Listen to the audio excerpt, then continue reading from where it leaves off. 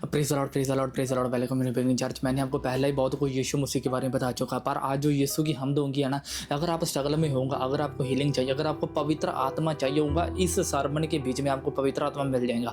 मैं आपको समझाऊंगा, सिर्फ एक अनुग्रह की टीचिंग ही है, कैसे परमेश्वर ने अनुग्रह के द्वारा लोगों को पवित्र आत्मा दिया यीशु मसीह के नाम में। मैं आपको थोड़ी सी स्टडी के बीच में बहुत बड़ा रहस्य बता दूंगा, पर ये पवित्र आत्मा करूँगा।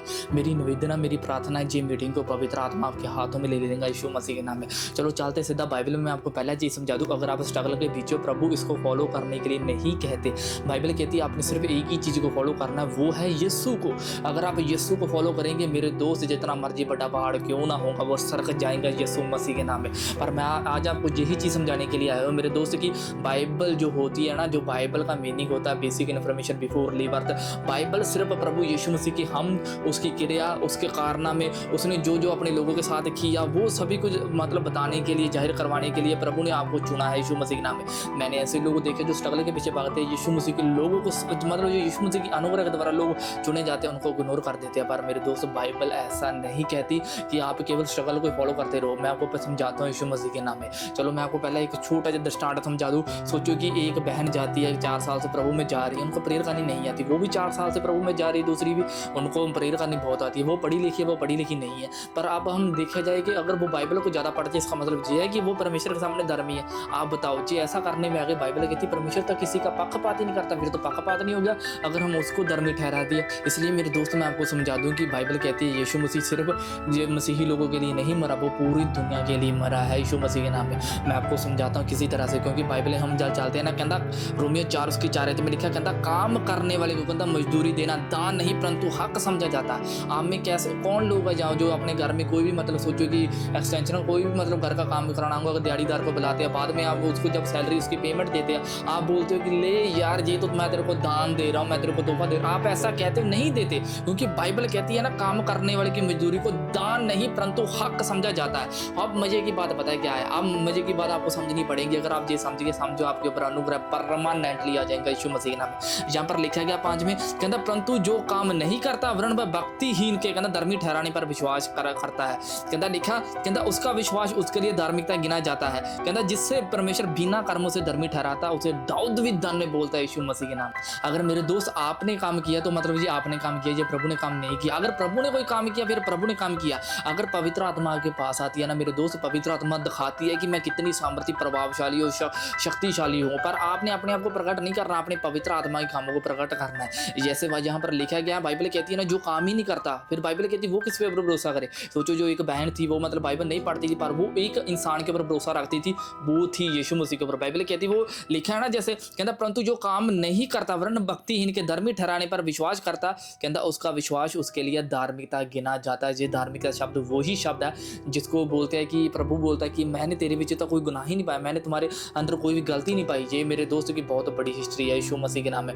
मैं आपको छोटा जरा ऐसा बताता हूँ बाइबल के बीच में। अगर आप स्ट्रगल के बीच में हो ना मेरे दोस्त, कि प्रभु चाहते हैं आप सिर्फ मसीह को फॉलो करें। अगर आप यीशु मसीह को फॉलो करते हो तो मेरा विश्वास है, अगर आप पवित्र आत्मा को नहीं पाए हो, आज पा जाएंगे यीशु मसीह के नाम में। आपको मैं समझाता हूँ कि कैसे अनुग्रह की टीचिंग है, कैसे यीशु ने अपने मुंह से जाते वक्त जब दुनिया से बाइबल कहती जाने वाला था, जो जैतून का पहाड़ था, बाइबल कहती है जहाँ पर यीशु ने जो वर्ड बोले थे। चलो मैं आपको लेकर जाना चाहता हूँ। चलते हैं लूका 24 की 49 में लिखा, कहता और देखो, कहता जिसकी प्रतिज्ञा मेरे पिता ने की है, कहता उसको मैं तुम पर उतारूंगा, कहता और जब तक स्वर्ग से सामर्थ्य ना पाओ, कहता तुम इसी नगर में ठहरे रहो। अब ध्यान से समझना पड़ेगा। जब आप बाइबल को है ना समझते रहते आप समझते ऐसे निकल कर चले जाते, पर इसमें बीच में अनुग्रह की टीचिंग छुपी है। देखो कैसे बाइबल कहती है, उसको बता कौन रहा है? यीशु मसीह को पिता बता रहा है। एक नंबर वो हो गया। बाइबल कहती है वो बोल कौन रहा है? अब यीशु मसीह बोल रहा है। वो तीसरी बाइबल कहती घटना कहाँ कर घटनी है? वो बाइबल कहती यरूशलेम में घटनी है। अब चौथा कौन सी बात है? बाइबल कहती है कि परमेश्वर ने वादा किया है, एक प्रॉमिस चौथा का। जो 5वीं चीज वादे में पता क्या आएगा भी? वो आएगा पवित्र आत्मा। आप जानते हैं कि इब्रानी भाषा में जो मतलब हे शब्द, अनुग्रह का शब्द क्या होता है? वो हे ही होता है। वो 5वें नंबर पे आता है, जे अनुग्रह का अंका, जहां पर बाइबल कहती है और देखो जिसकी प्रतिज्ञा मेरे पिता ने की है। एक मसीह, दूसरा, तीसरा वादा, चौथा मतलब कह सकते हैं कि यरूशलेम जहां पर निकलना था, 5वां जो था पवित्र आत्मा। जैसे बाइबल कहती है अनुग्रह की टीचिंग है ना, कलीसिया में लोग फील्ड होने लगे, दुष्ट आत्मा जाने लग गया। बाइबल कहती है उसके परछामों से लोग चंगे हो जाते थे। ऐसा मार्वलस काम यीशु मसीह दिखाता था यीशु मसीह के नाम में। पर आज ये कलीसिया के पास ये वरदान नहीं रहा है। क्यों? क्योंकि उन लोगों ने मतलब यीशु मसीह को फॉलो करना बंद कर दिया था। पर अब जब प्रेरितों के काम उसकी जब पढ़ते हैं ना, जब प्रेरितों का 1 उसकी 4 कहता और उसने निकल कर कहता उसे आज्ञा दी, कहता यरूशलेम को नाश हो गई। ये यरूशलेम की बात थी, कहता लिखा है ना, कहता परंतु पिता की प्रतिज्ञा की पूरी होने की बाट जोते रहो, कहता जिसकी चर्चा तुम सुन सके हो। मैंने आपको पहला समझा दिया, अगर आपके पास पवित्र आत्मा नहीं है, आप केवल यीशु की बातें सुनते रहो। जहाँ पर यीशु का प्रचार होता है, जो बहन, जो मेरा भाई, जो भी मतलब कोई पास्टर जो प्रभु यीशु मसीह की बातें बताता है, आप उसकी सुनते जाओ, आपको पता में नहीं चलेगा कैसे आपकी ज्ञान इंद्रिया मसीह को पकड़ लेंगे यीशु मसीह। अब मजे की बात तो ये है ना, कई लोग ये बताते हैं कि अगर हम परमेश्वर के बीच में आ चुके, अगर मसीह के बीच में आ चुके हैं ना, तो लोग पता क्या कहते हैं कि नहीं हमें स्ट्रगल करनी पड़ेगी। फिर बाइबल कहती है कि यीशु मसीह ने क्यों लिखा है, बोझ के नीचे दबे लोगों मेरे पास आओ मैं तुम्हें आराम दूंगा। मैं आपको पहले ये समझा दूं, परमेश्वर ने आपको एक चेयर दी है। जैसे आप भजन संहिता 91 में उसके एक आयत में पढ़ते हैं ना, जहाँ पर लिखा गया, कहता लिखा जो परम प्रधान के शाही स्थान में बैठा रहे, कहता वह सर्वशक्तिमान में शायद ठिकाना पाएगा।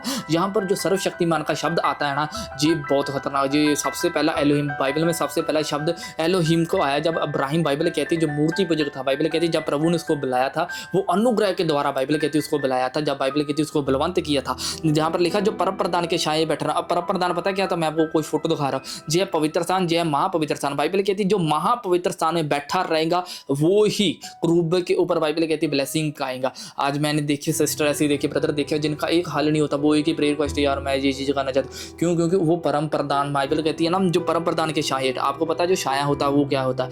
अगर आपने छाया की मतलब कीमत जाननी है ना, आप जाकर देखो रेगिस्तान में, जिसको मतलब एक पेड़ मिलता है दरख्त के नीचे जाकर बैठ जाते हैं, तब उसको जो छाया है ना जो दरख्त की होती है वो सुकून देती है। इसी तरह से परमेश्वर ने बोला जो परम प्रधान के छाये बैठा रहेगा वही ठिकाना पाएगा। पर मजे की बात पता है क्या है, जब 91 की 4 में जब चलते हैं ना, बाइबल कहती है अपने पंखों के नीचे ओढ़ लेगा, जो यीशु मसीह ने इजराइली लोगों के लिए बोला था। यीशु मसीह कहता मैं ना मतलब अपनी भेड़ों को बचाने के लिए, बाइबल कहती है जैसे ना एक मुर्गी होती है वो अपना अंडा देके, बाइबल कहती है अपने परों को हेठे लगा लेती है। मैंने कितनी बारी चाहा वैसे मैं तुम्हें खोलूं, बाइबल कहती है उन लोगों ने नहीं ये चीज़ समझी। पर यही बात यीशु मसीह ने बोला तुम्हें ये अनुग्रह की टीचिंग मिली, आप यहाँ पर बैठे रहो, बैठे रहो, बैठे रहो। अगर आप स्ट्रगल के पीछे भागते हो ना तो याद रखो कि आप स्ट्रगल ही करते रह जाएंगे। अगर यीशु मसीह के पीछे भागेंगे तो जो स्ट्रगल वाली चीज़ें हैं ना वो ऑटोमेटिकली हट जाएंगी आपसे पीछे के यीशु मसीह के नाम में।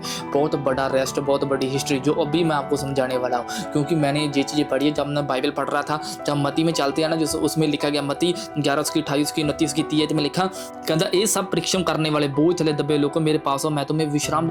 ये विश्राम शब्द तो वही शब्द है जो अभी मैं भजन संहिता खान में आपको समझा गया, वो परम प्रधान के छाये बैठा वही विश्राम पाएगा, आराम पाएगा। जी वही शब्द यीशु मसीह बोलता है जो परिश्रम, जो स्ट्रगल के नीचे है, जो अभी भी ये सोच रहे हैं कि मैं ये करूंगा, मैं वो करूंगा, मैं इसे जानते से वो से फैल लगाऊंगा, मैं उससे, अरे ऐसा करने से कुछ नहीं होगा मेरे दोस्त, तो करके देख लेना। पर मैं आपको समझाता हूँ, अगर आप यीशु को है ना अपनी हर एक लाइफ में, अपनी सांस में, अपने हर एक काम में, हर एक सोच विचार में अगर यीशु को लेकर नाल चलेंगे, आप छोटा मोटा भी है ना काम कर देंगे, वो सक्सेसफुल हो जाएंगे यीशु मसीह के नाम में। आप अनुग्रह के नीचे रहना पड़ेगा। मैं आपको पहले चीज़ समझा दूँ, यीशु मसीह ने बोला ना ये सब के कहता ये सब परिश्रम करने वाले बोझ थले दबे लोगों मेरे पास आओ मैं तुम्हें विश्राम दूंगा। कहता मेरा जुआ उठा लो। यहाँ पर लोगों ने बहुत क्वेश्चन करते हैं ये जुआ तो मतलब वही पास्टर जी बोझ हो गया जो प्रभु ने बोला था कि मेरा जुआ उठा लो। जो जुआ शब्द मैं आपको समझाता हूँ ग्रीक में क्या है। कहता लिखा है ना, कहता और मेरा जुआ अपने ऊपर उठा लो, कहता और मुझसे सीखो, कहता क्योंकि मैं नम्र मन का दीन और मुझसे कहता अपने मन में कहता विश्राम पाऊंगा, कहता क्योंकि मेरा जुआ सहज और बोझ हल्का है। अब जो अब हम ग्रीक में पढ़ते हैं ना, जो मतलब इसका मतलब जो शब्द आता है, जब जुआ का शब्द पढ़ते हैं ना, जो ग्रीक में शब्द आता है ये जैगोस आता है। इसका मीनिंग पता है क्या होता है? The beam of the balance. मतलब कि सोचो कि एक बीम है, जैसे एक बैलेंस होता है। मैं आपको समझाता हूँ कि जैसे एक कह सकते हैं, एक आप पुराने ज़माने में जब है ना, हम कह सकते हैं आज से 20-30 साल पहले जो मतलब खेती बाड़ी की जाती है बल्दों के ऊपर है ना, एक मैं आपको फोटो दिखा रहा हूँ, ये चीज़ें रखी जाती थी। मतलब कि अगर एक बल्द नीचे डिग गया है ना, इसका मतलब कि दूसरा खड़ा रह जाएगा अगर दूसरे को प्रॉब्लम होगी। यीशु मसीह बोलता है हे बोझ थले दबे लोगों मेरे पास हो मैं तुम्हें आराम दूंगा। प्रभु बोलता है मैं तुम्हें को यही जैगोस वरदान दूंगा, मतलब अगर तो डिग भी जाऊंगा पर मैं तुम्हें फिर उठा लूंगा यीशु मसीह के नाम।